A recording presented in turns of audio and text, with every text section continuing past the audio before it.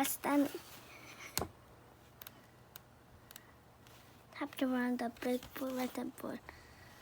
Breakfast was ready. I will go wake the boys. Mrs. Rancho said to her brother George Rancho. Then her younger son also come for the bed. He should repeat brother Stanley. Hey, come in, okay?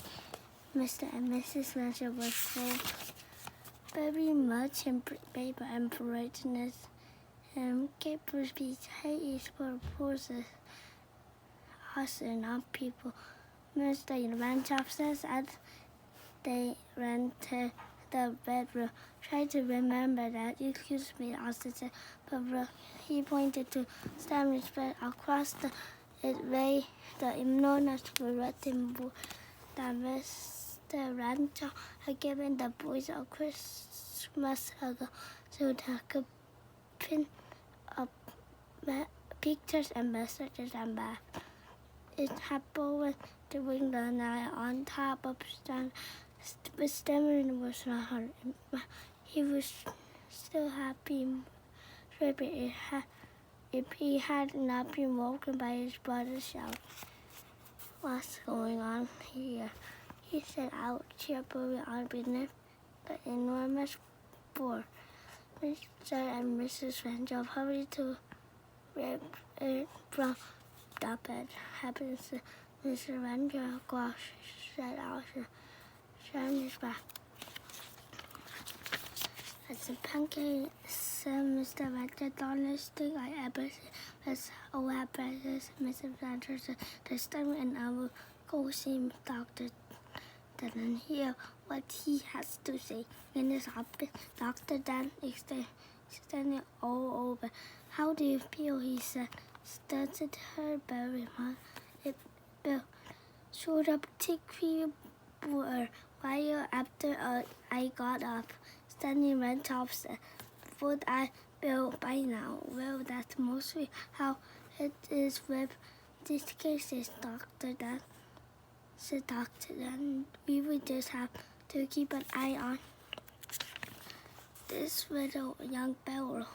He said when he had his face finished the excavation sometime he's doctor this past hour years of training and experience can only marvel at how little we really know.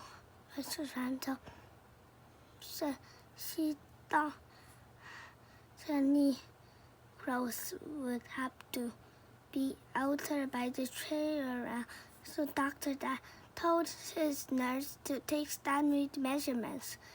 Mrs. Rancho wrote that the Stanley was 4 feet tall, about a foot 1.5 inch thick.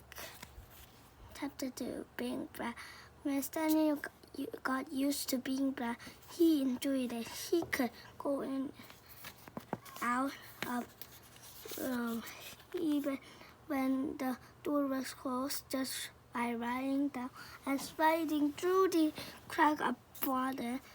Mr. and Mrs. Rancho said it was silly, but they were quite proud of it. Arthur got jealous and tried to slide under a door, but he just banged his head. Being black could also be helped by Stanley Brown.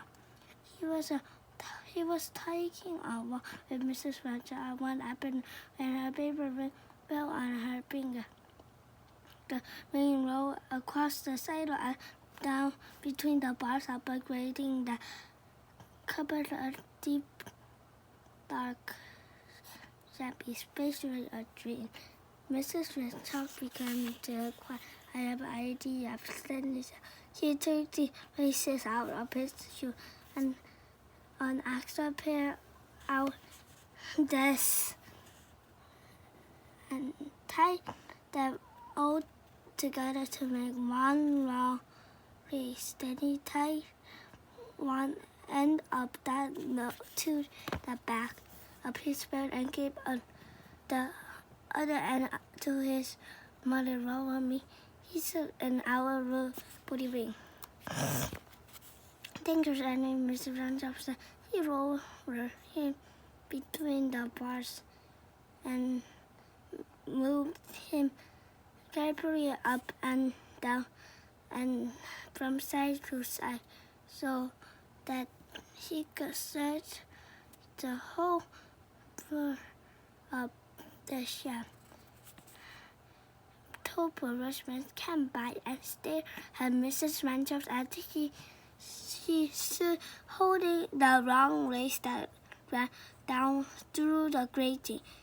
She pretended to not to notice that. What's the matter reading the bird?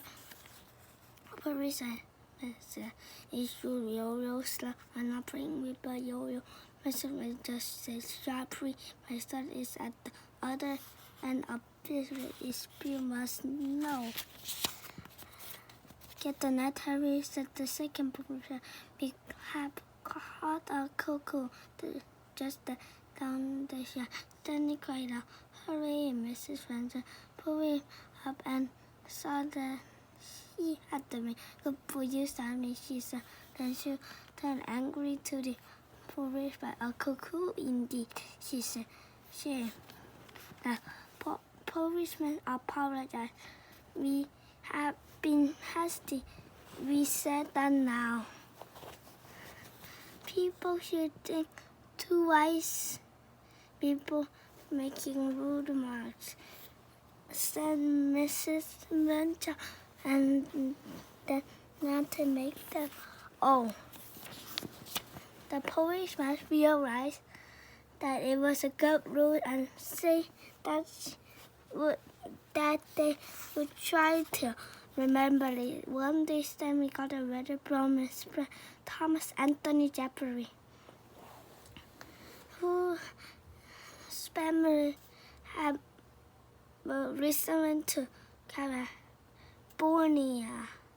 A school vacation was about to begin, and Stanley was invited to spend with the Jeffries.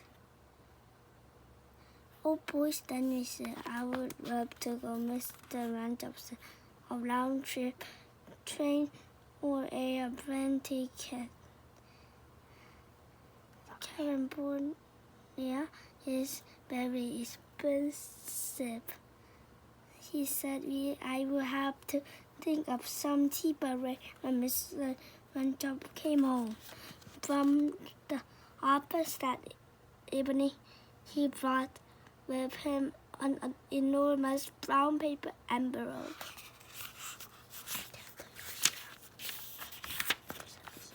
Now the Stanley said, try this police side. The envelope is Stanley very well. There was even room left over. Mrs. Rancho discovered for X-level Stanley with made with thin bread and a toothbrush cast with built windmill. They had to put a great many stamp on the envelope to pay for both air mail and insurance, but it was still much less important than a train or airplane ticket to California. The next day, Mr. and Mrs. Rancho slid Stanley into his envelope, along with the X-7 sandwich and the toothbrush case full of mail and mail him to from the box of decorations. The envelope had to be folded to fit through the spot, but Stanley was a limber boy, and inside the box he straightened right up again. Mrs. Rancho was nervous because Stanley had never been away from home alone before. She rapped on the bed. Can you hear me, dear? She called. Are you all right? Stanley's voice came quite curious. I'm fine. Can I eat my sandwich now? Waited hour and tried not to overheat it. Mrs. Rancho did. Then he said to Mr.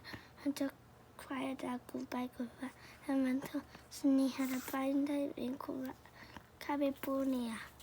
When the business was over, the Jeffers returned him into a beautiful white and bold and made themselves.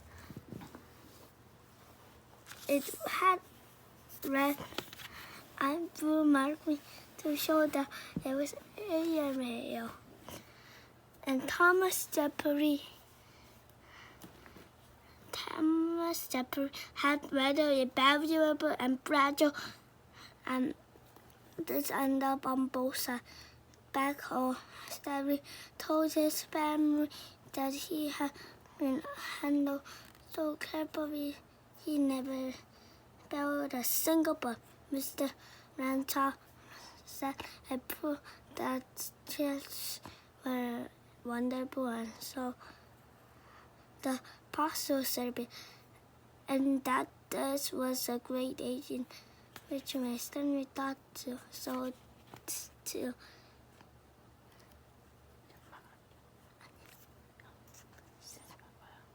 Please subscribe. See you on the next video.